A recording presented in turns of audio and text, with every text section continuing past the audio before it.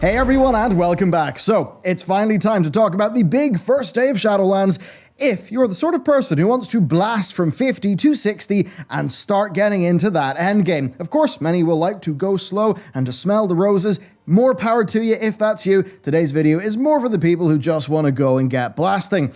This time though, the zooming up to endgame is a bit different because hitting level 60, the new cap, is not your only goal. The real goal is actually doing that and finishing the story of Shadowlands, and that's because joining your Covenant and unlocking, well, the other expansion features, those things only happen after you've finished the main quests in all 4 zones. Now, conveniently, by the way, marked with a different quest icon. So, yes, you'll still need to hit 60, so this is where it gets interesting because you've got to hit 60 and finish the entire main quest. Now, as current leveling goes on beta, if you just finish the main story quest, well, you're actually going to hit hard bottlenecks and you're going to get a bit stuck, right? You're not going to have enough XP. So the most efficient way to do things is in fact by finishing a few groups of side quests where possible. The question, of course, is which ones? How do you do it well? How do you actually get ahead of the pack? All of these things, all of those strategies we're going to talk about today. And yet, this is the first expansion in a long time where all players are going to be funneled through the exact same linear questing experience, so chaos very much could happen here. Of course, you can fight clutter and chaos with today's sponsor, Displate, who have got, if you click my link down below, an incredible 41% off from now until December 3rd. That's just incredible. Here's 2 plates, and here is what we have done with the YouTube office. This is where the team who makes these videos works. This is where we work, and it's also where we're doing our Shadowlands launch night LAN, and now it's far nicer because of Displate. So, first, I slapped on the included magnets. And that was kind of it. I just put up whatever displays I wanted, wherever I want. They snap on. It's magnets. Magnets are awesome. So, yeah, and hey, if you want Blizzard displays, don't worry. Displate have got the official Blizzard license, so they've got those too. It's just so easy to customize your place, whatever room there is. You can give it a real quick spruce up with the displays. Their range is ginormous. Right now, you're seeing the ones that we've got in the office. In terms of what I love, I really love the matte finish on them. That's my personal preference.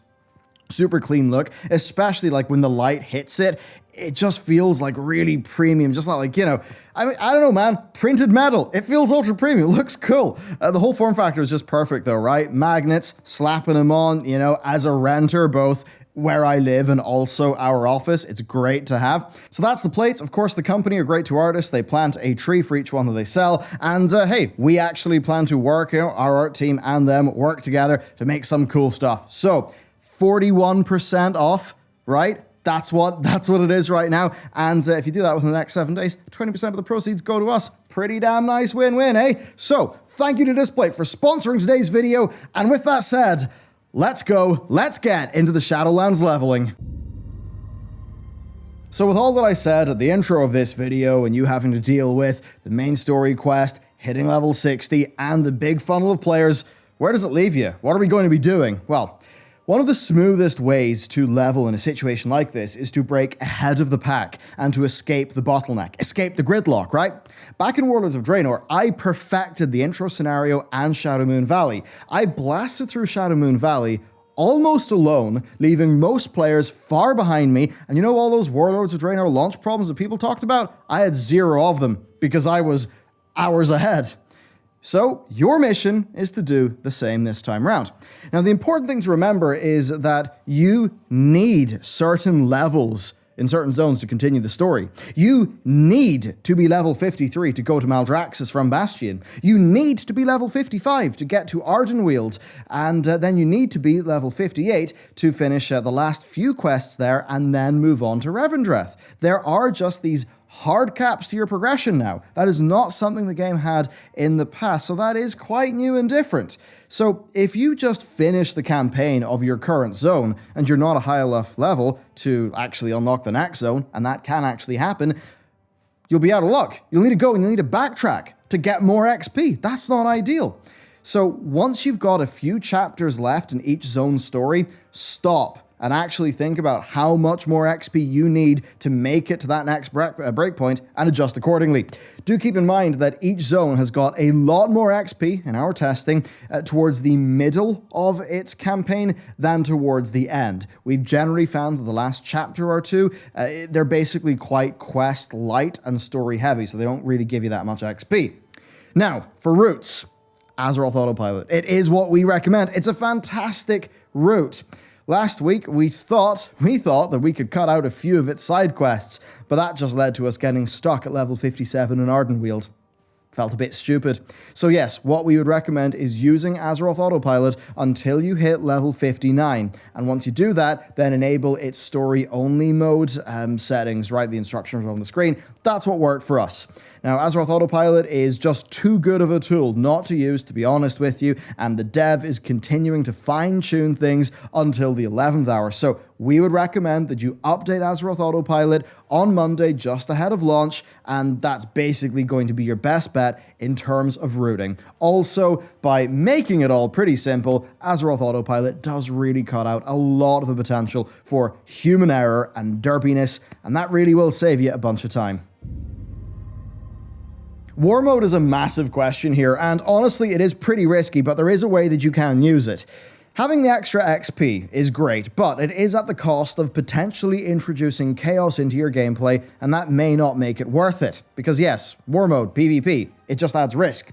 That said, there is a place that everyone should use war mode, and that is the Maw. The Maw is your intro experience to Shadowlands. You get a lot of XP there, and, well, it is a scenario. There is no PvP. You will not have to contend with doing PvP with other people. So if you turn war mode on, bam, you will just get that 10 to 30% XP bonus at no cost. You can then, of course, just turn it off whenever you arrive at Oribos, and this should help you cut out, a few side quests later on. Now, to cap it off with war mode, if you're a solo player, it's probably a bit more risky.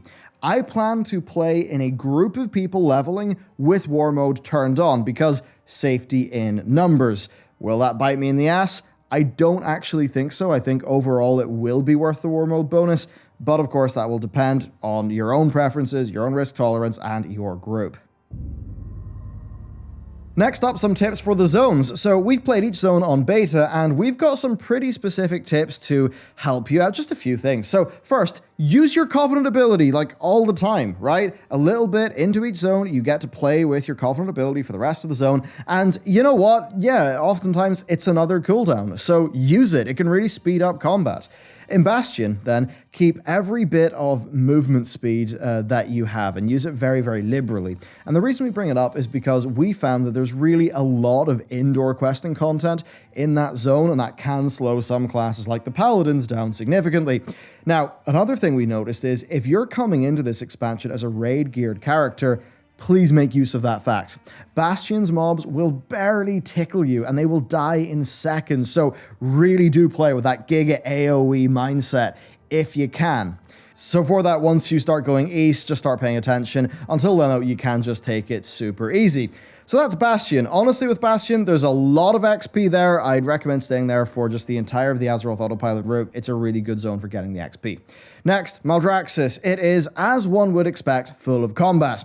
There is lots and lots of opportunity to AoE pull here, and if you are going into this with some raid gear from Ny'alotha, you're still going to be stronger than these mobs are really balanced for, so make use of that fact. Now, on the Applied Science quest, you get these journal pages, right? But you need to pick up a journal page before mobs will start dropping the next one. So instead of Giga AoE pulling, just stagger your kills and loot them right away instead of trying to nuke them all down at once. That'll probably save you maybe, a minute or two.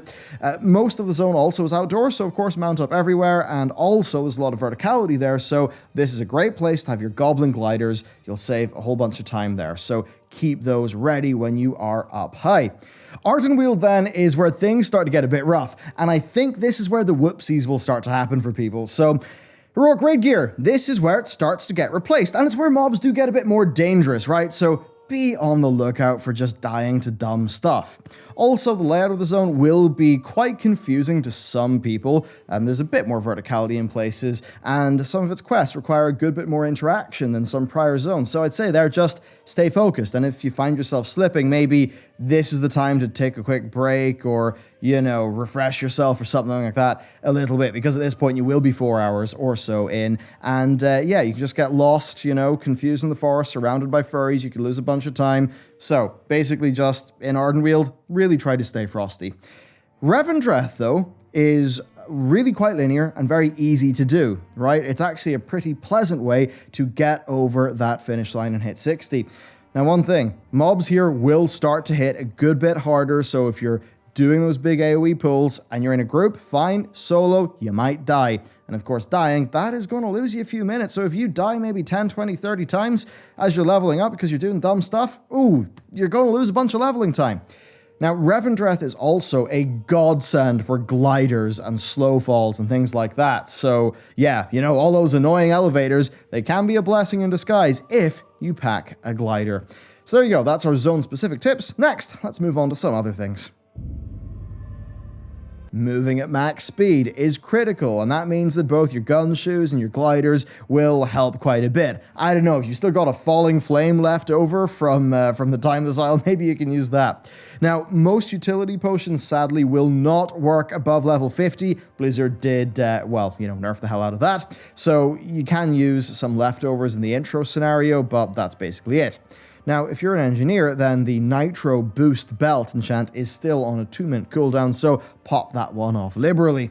Then next, if you're not a Death Knight and are not partied with a Paladin who's got Crusader aura, then of course pick up the Light Step Heal Plate mount equipment. That will give you a 20% movement speed boost when mounted. Now, you could then, you know, if you've got 2 gem slots in your gear, you know, you could use the Straddling Viridium and the Straddling Sage Agate gems, right? I could give you 8% more move speed if you really want that. But beyond move speed, though, really it is just trying to actively play, right? Trying to kill mobs fast. Instead of just dying, actually pop your bubble, things like that. Then support that with the usual stuff. Flasks, potions, stat food. They're probably a bit cheaper now as people dump stock. You've probably got lots left over. You may as well use it. So all of that prep stuff, just be sure to do it. And then even just having the odd health potion or something like that, of course, can be quite handy, because if it saves you a death, then it can save you a minute or two. Another thing I'd say is take your raid talents and maybe scrap them, because talents are different for leveling, and really what you should be prioritizing is your ability to tag mobs instantly and at range, because you may be competing with mobs. You want to focus on very short cooldown burst, you want to focus on opening damage, things like that, and movement speed. So just do an audit of your character's talents and really do make sure you're going with the talents that give you the right survivability and stuff like that, and damage for when you are leveling, because I mean, man, if you do that right, then you can be doing those big Giga AoE pulls, you won't be dying, you'll have a way smoother time, so definitely do that. Okay, add-on time. So for add-ons, Azeroth Autopilot should do most of the work for you.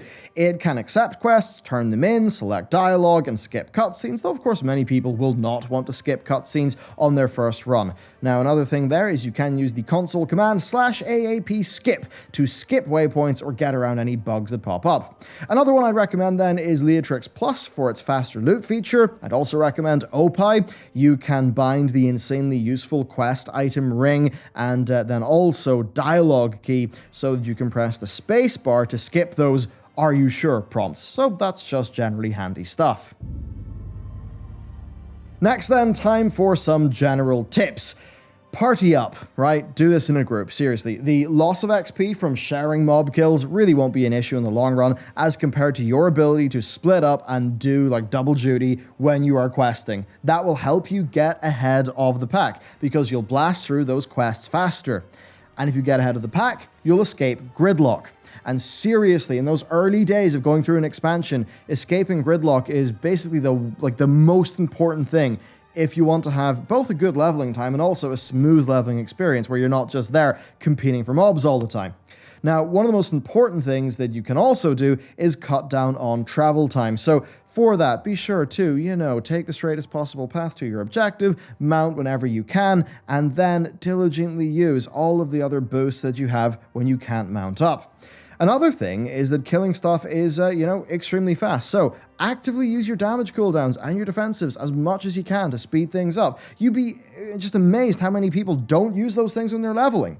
Now, while questing, then, if you've got a lot of quests in an area, of course, do the objective-based ones before you do any of the kill-based ones, because of course while you're doing the objectives you'll get some kills, and that will help you not kill more mobs than you need to, and that will help you go faster.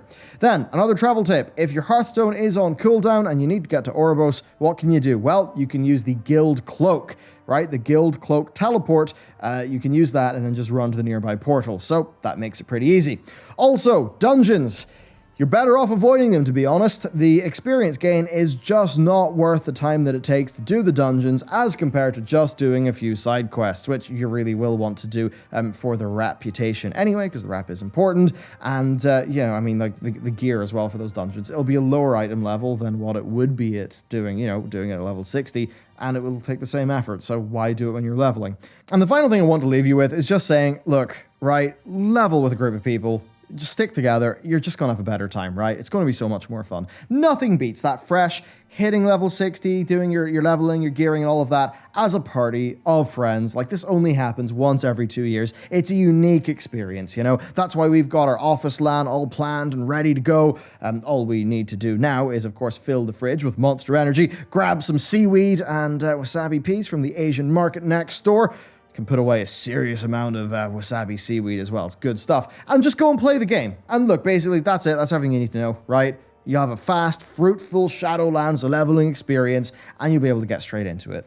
And yeah, look, the existence of Azeroth Autopilot really does make making a guide like this easy as hell. Especially as well because so many of the tactics that we generally use to level up fast in expansions are just dead now, right? Because ultimately, you need to complete the entire campaign. There is zero getting around that. You need to finish the Revendreth campaign. So it's not one of those things where usually I try to work out what's the most sort of dense part of each zone and, get a proper perfect route.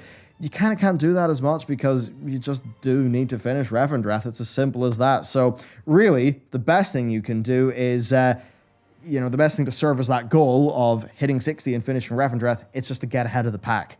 And then to just apply really solid leveling principles throughout the entire experience. And that's what will do it for you. So that's it for me. If you want to get some cool stuff for your room or your office or whatever, hey, it's work from home these days. It's really good to have some nice things in your home. Check out Displate. 41% off sale if you click my link down below. So that's it for me. Thank you very much for watching, and I'll see you next time.